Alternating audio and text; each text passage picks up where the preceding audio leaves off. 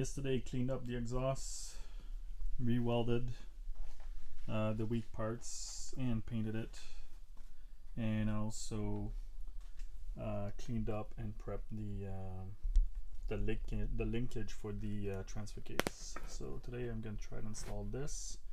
I have a adapter for the lift kit that should help or accommodate for the lift kit.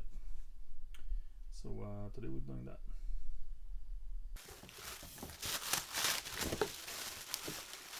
Would it fit? That's the question.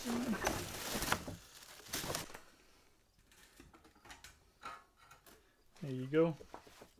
So I got my new radiator. I put it in for fitment, and of course I have interference here. So what I'm gonna do, so I'll order like a silicone elbow. So I might chop or trim this outlet a bit, and I have like a little silicone elbow with a coupler, and then I'll be able to attach the hose going downward, because now I have interference. But yeah, fitment will work. I'm not too worried about it. And then I want to hook up the N75 valve as well. Make sure that works. And I have an air intake coming in as well to finish this up with a little port for the N75 valve. And then I have a port on the compressed side on the intake, on the engine intake under here. So I'm gonna try to get a fitting in there as well, and then use it for the boost gauge that's coming. I have a SAS boost gauge coming as well. So and I'm missing a few parts for the e-brake. I've been working on the e-brake yesterday, so I need to bend the shifter so it doesn't interfere with the dash, because right now it's interfering. I found a nub that I had, installed it. I'm missing the plate that goes here, and then I can't find my my shifter for the transfer case neither, so have to look everywhere and then move like crummy parts and try to find where I put that. Hopefully I didn't throw it out. I can't remember what I did with it, so I need to find it and then hopefully get things going here.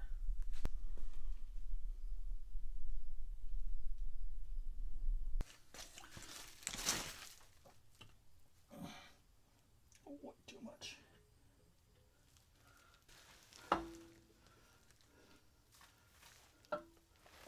Oh yeah. Oh yeah.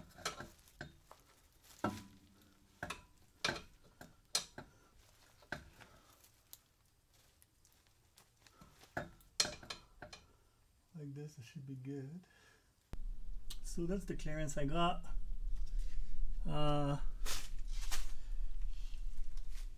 It's not optimal. I'm gonna need to chop it and then make custom angles for it. Ideally, I would like to go over the cross member over there too. So yeah, but for testing, I guess it'll be fine. But I'm gonna have some work to do on the pipe down the road. Also, I finally found the box with all the parts I was missing. So I found my brackets, I found my steering arm, and I found all the parts for the shifters as well.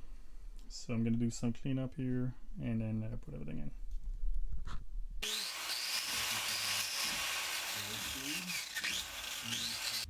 Doesn't make sense unless the carburetor inlet filter's clogged. That's a possibility too. I'm gonna take the tank for the line. Yeah, so I'm gonna give you a shot of what I'm looking at right now. You see those two drill mounts? I think I'm gonna use that and build a custom bracket because my linkage for transfer case is all out of whack, and then and it mounts like way behind there on the bolts mount, like this bolt and another one on top there, and it's way tucked in because my transmission is a little higher up now and it's forward. so the linkage actually line up with like on top here, I guess. So what I'm gonna do is I'm just gonna cut like a piece of metal, and I'm gonna modify the stock bracket there, and I just need to line up this side of the mount to the new bracket where I'm gonna weld the other portion of the mount, and line up as much as I can. And I'm gonna need to modify the other bracket so I get some linkage action. Maybe down the road I'll go aftermarket, but right now I just want this thing on the road, so I'm gonna try to muck something that makes it functional. And I'm gonna show you what I have to do on the stock bracket to make it fit. So this is the stock bracket. So this would need to be like lower and back.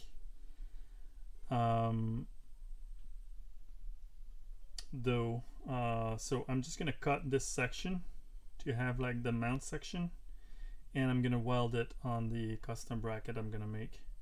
Just need to locate it like roughly where it lines up, and then I should retain somewhat stock distance from the shift lever to the linkage assembly. This part though, because I relocate my transmission, it will be out of spec, so I will need to, depending on how much adjustment I have on this one, I'm probably going to need to shorten this guy. So it'll be just a matter of chopping it and rewelding it like maybe like an inch or two to be able to get like the same kind of travel distance I have on stock configuration. So let's work on that and see if that works. I bet it's going to take me like maybe 2 hours of work time to get that done. So I already have a stock piece of metal mounted in vise. I'm going to start chopping at that and see what kind of result I can get. Today we're back at it, and then I just made that little bracket there, and then it's gonna help. It's gonna relocate the link on this side, lower position, and then it's gonna allow me to mount it exactly where I want it. And then so now I have this custom bracket bolted on the side of the transmission, and I'm gonna weld the adapter for the linkage on this side. First I'm gonna need to cut this section here. I'm gonna cut this square to get this receiver, and then this receiver I'm gonna weld it on that little bracket exactly where I need it, and hopefully I'll recover some shifting action for the transfer case. So let's get to it.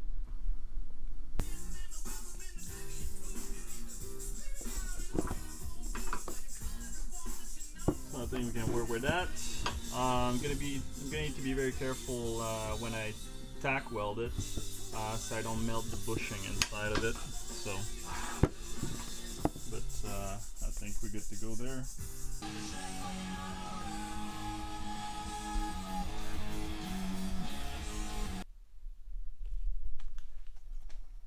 So that's what it looks like so far.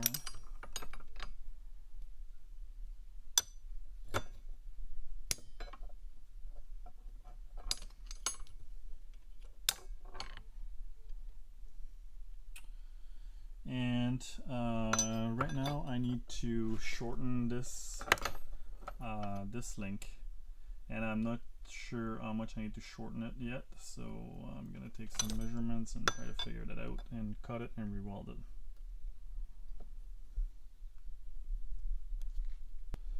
So that's what I got so far. So I bended the lower link so it can clear the axle when I rotate, and then I guess I was trying to shorten the distance and I had rotation clearance, but the link was too long to begin with. My first guess was probably the best one to shorten the lower link. So I cut 1 inch and 5/8, and then now I'm gonna mount it and see what I get. But so far that's the bracket. It goes up like that. Transmission toward me and like the outer tube of the frame away from me, kind of thing. And yeah, so let's try it out. So that's what it look like right now. And then it works super well, actually. I lost the little boot that goes into the into that link right there. So but I had like little shims around, and I was able to find a shim that would work in there. I had to bore it, and that fits perfect.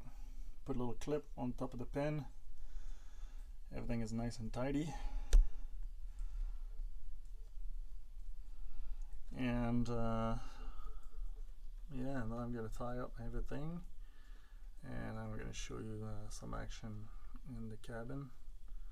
It feels good and solid.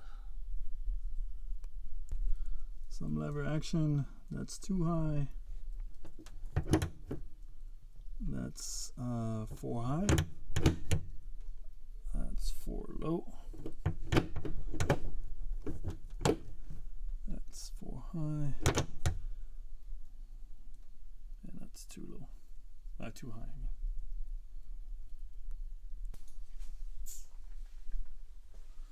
Today I'm going to fix the exhaust. I'm going to correct that angle there, and then I'm going to cut that bracket there on the exhaust to relocate it where it makes sense. Probably going to need to extend the front portion by 2 inches so I have better clearance, and then put an angle in that exhaust to tuck it right in, hopefully over the cross member. But first order of business, I think I'm gonna bend that shifter so I have like some shifter action, unrestricted shifter action, and then put the cover there, the shifter cover. That's gonna need to be cutted and custom fitted as well, but at least I'm gonna have a boot on it. Ce que je voulais faire et ce que je fais, c'est différent. Puis c'est pas toujours nécessaire d'être malheureux par rapport. Okay, the exhaust is out, so what I'm gonna do is I'm gonna remove the bracket there. I'm probably gonna cut 2 inches off on this side, or maybe here, so give me like a good location for angle up, because I want to go above the cross member. So I'm probably gonna be cross member level when I extend this 2 inches, so it's gonna go straight out and under, and then I need to go up again over the cross member. So I want the catalyzer to be over the cross member, and then once that's done, then the rest will be easy to figure out.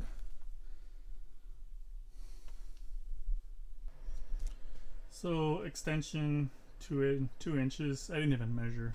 It looks like maybe a little over 2 inches, but extend it just to drop the exhaust a bit, and then I put like an angle in it so it goes over the cross member. So I'm gonna let it cool down, and then we'll fit it under and I'll show you what it looks like. I'm super happy the way it turned out.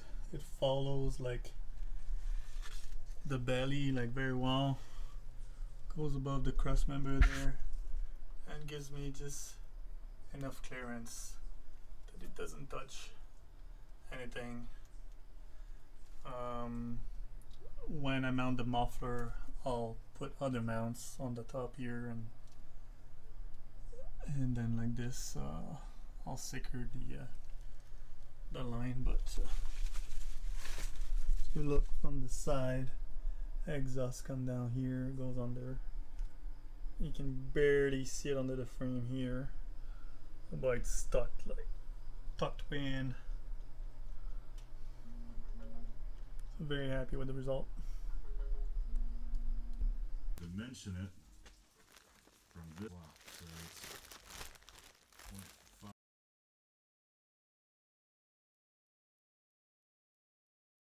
So here's the plate. This red. So the radiator is hooked up, and the intake is hooked up as well. I did connected the brake booster to the intake. I put like a T-section there so I can run more accessories out of that as well. Most likely I'm gonna bring the dump from the N75 valve back to the T-section there because it's supposed to dump in the intake. I got my new drive shaft, so off with the old and on with the new. So I'm gonna put ATF fluid in the transmission, in the transfer case, hook that up, and then after that I'm gonna put some fluid in there. In the radiator, I'm gonna put some fluid in the steering reservoir, and I'm gonna try to hook up the N75 properly so it works. And if that worked, then I'm gonna start it, let it run for a bit, look what kind of data I get on the VCDS, and then from there, after that, I'm just gonna hook up the gauges, sand, tape, and paint, and send it.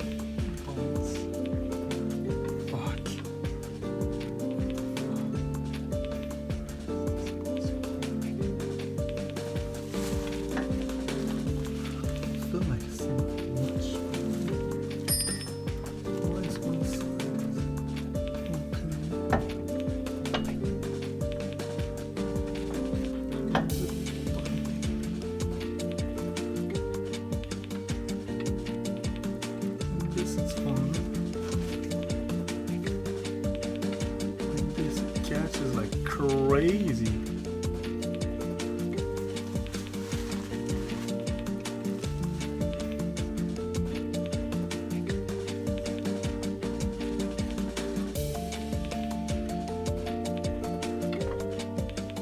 How is it not affecting more than that? The easiest will probably to do adjustable control arms and correct that angle.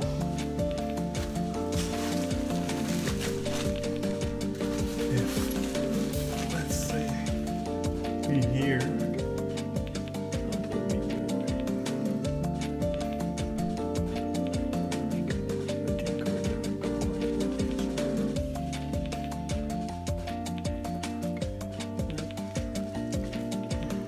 there's something wrong with this.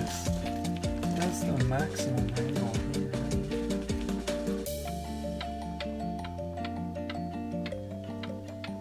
But I found out what's my problem is right here. The knuckle hits the bolt that holds the U joint hits the bolt that holds the knuckle. Looks like my bolt on the transfer case that holds the knuckle is too thick, and that limits my travel in the joint, which is weird. I'm gonna need to research that.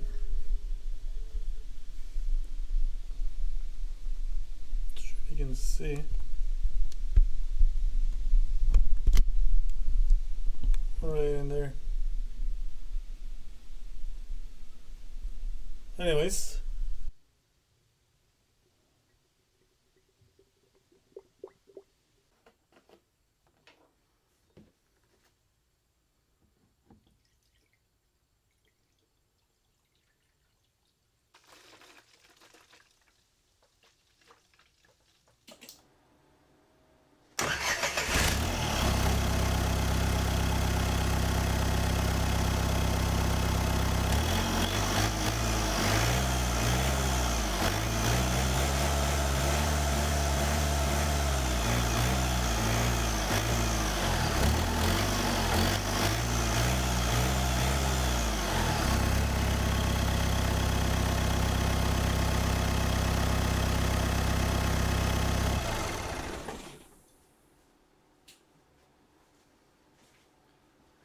it blows through that thing. Some smoke.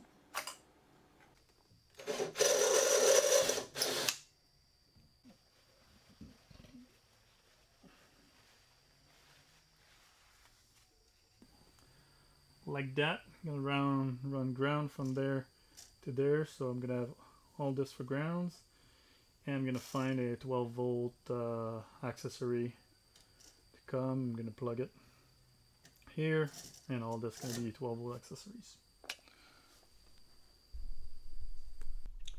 Okay, I'm gonna try to resume what's left to do on it. I got the gauge hooked up. My fuel gauge works. I put some fuel in the tank, and I get proper reading on the gauge. I'm gonna need to fill it up once it runs. I'll go fill it up at the gas station and see if I get the full reading. If not, I'm gonna need to adjust the impedance on this and put the resistance where I need to put them. Contact the manufacturer for the gauges, and then I got the rating for the all the gauges, individual gauges. So right now the boost is mechanical, so it works. It gives me boost reading. I think I have a problem with my boost because I'm using a MAF, a 4-bar MAF, and my tune it does not. I had a Malone tuning on it, and my tune does not have provision for the 4-bar MAF. It just has the stock MAF, so I order a new MAF, and hopefully it gets my boost where it should be. I'll make sure I got all my boost sealed up, all my boost sealed up on the intercooler. Make sure I don't have any leaks, and then I'll run it with that.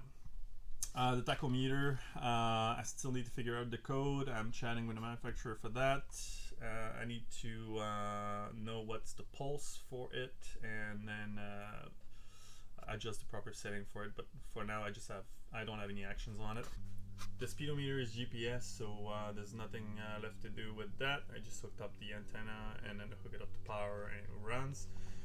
The pressure, I got reading like all the way to 145 when the engine is off and the gauges is on, so I'm gonna need to work on that as well.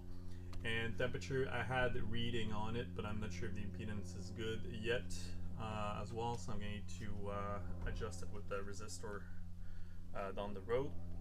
But for now, I have speed, I have fuel, and I have boost, and if I have RPM, I'm gonna be happy with that for now. And then if I still have to troubleshoot with the rest, and then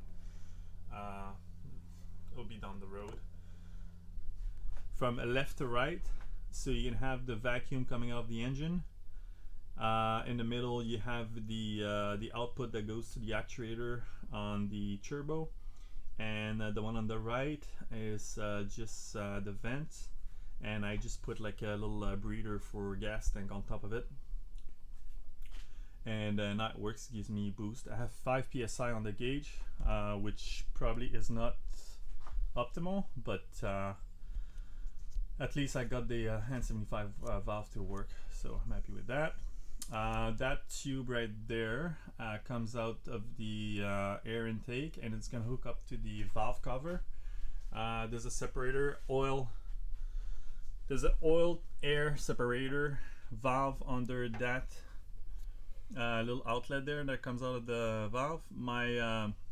I just need to get like a 1-inch 90-degree to be able to connect to that, and then that'll be sorted out. The other problem I had, it was with the drive shaft. What I figured is that this is I bought that transfer case, and on it has a SI, and the knuckle on it is a mega short. That's how they call it, and doesn't provide enough clearance between the U-joint and the bolt that holds the knuckle, which make the U-joint catches that bolt when it rotates. So I ordered a normal knuckle for the SI, so that would push the U-joint outward, and the bolt will be like embedded deeper into the knuckle and should provide enough clearance. I also ordered adjustable control arm for the back, so I can correct the angle of the axle, and then like this I should have a proper angle, and the drive shaft should rotate without any restriction. And down the road I'm probably gonna put straps from the axles to the frame to limit the travel. Other thing is I try to plug the VCDS, and then when I turned up my computer, it updated. Windows did a massive update, and my VCDS software updated from 2.31 to 2.39, and now it doesn't recognize the input anymore, so I can't get any more reading. And the only thing I did when I changed my electrical is change the ground for the fuel pump to the engine instead of hooking it up to the harness. So I might play with the ground, see if that might be the case. If that might be why I can't read the VCDS anymore. But other than that, the only other electrical change I made is I put like terminal blocks behind the gauge cluster, and I run ground from the frame or the tub to the ground terminal block, and I found a 12-volt accessory off the plug that goes into the stock cluster, and I just hook it up to the 12-volt in that 12-volt terminal block behind it, and that's how I run all the gauges for 12-volt. Other than that, I think that's it. I'm just waiting for the adjustable control arms and the 3-bar MAF sensor, and the normal knuckle for the transfer case, and then that should come up this week, and from there I should be able to wrap this project up. After that, it's just gonna be aesthetical and painted, and then I should have a Jeep.